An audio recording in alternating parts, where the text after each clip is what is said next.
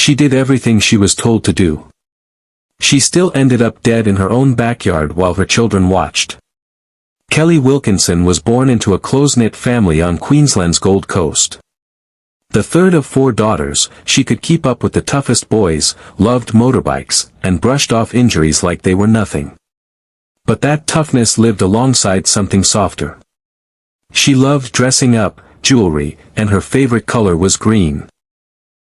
Her sisters would later describe her as a strong, fierce woman with an enormous heart. At 18, she met an American Marine named Brian Earl Johnston online. Their relationship moved fast, and within weeks of meeting in person, she uprooted her life to marry him in Ohio. That decision set a course no one could have predicted. In the early years, Kelly and Brian seemed like an ordinary young family. They had 2 children together while living in America. But cracks began showing around 2016. Kelly became unhappy. In early 2017, she made the decision to leave, returning to Australia with her children. Johnston did not take the separation well. He admitted to burning boxes of Kelly's belongings, including her wedding dress, while drinking. Months later, he showed up unannounced at her parents' home. He claimed he'd sold everything and had nowhere else to go. Kelly hadn't wanted to reconcile, but she did. They had a 3rd child and settled in Queensland, but the danger was already taking root. Behind closed doors, Kelly was living a nightmare. She told relatives that Johnston dictated what she wore and how she styled her hair. He prevented her from getting a driver's license and from working, keeping her financially dependent. She described being held down, threatened, and having doors slammed in her face. She believed she was being watched, possibly followed by a private investigator he'd hired. To the outside world, she was simply a young mom raising 3 kids. To Kelly, home had become the most dangerous place she knew.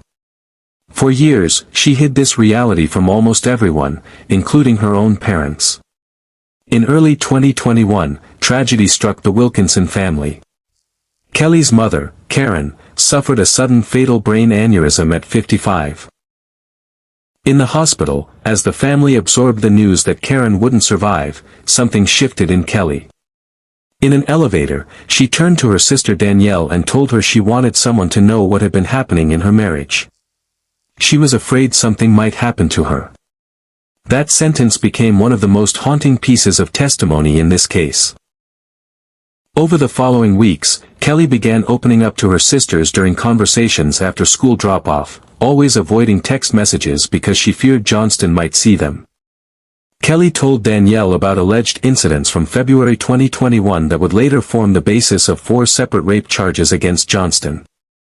During one incident, she screamed and fought back, telling him to stop. By February, Kelly had made her decision. She told her family Johnston was abusive and controlling. She told him directly that she would no longer protect him and that he needed to leave. Her sister Danielle would later testify that in those weeks, she believed Kelly was growing stronger, more determined, more herself.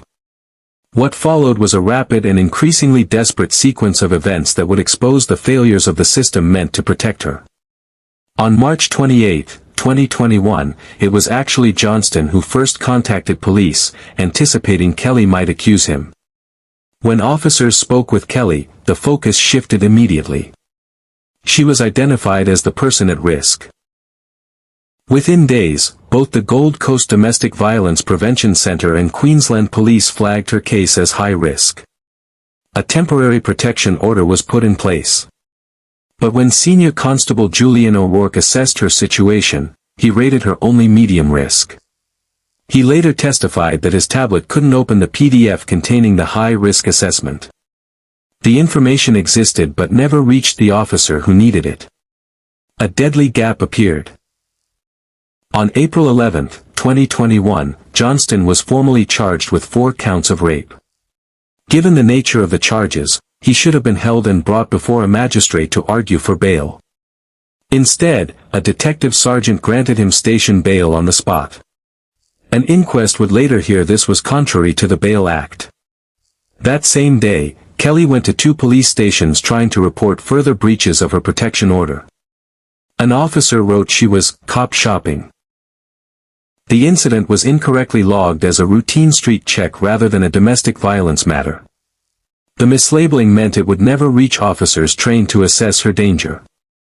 Around this time, the Domestic Violence Prevention Center raised concerns directly with police about how Kelly's case was being handled. An officer reviewed the complaint and reported she'd found no problems, telling Kelly she could file a formal complaint if unhappy. This review happened roughly 1 week before Johnston killed her. For days before the murder, Kelly's sister drove her to Southport Police Station one more time. Kelly was carrying printed messages as evidence.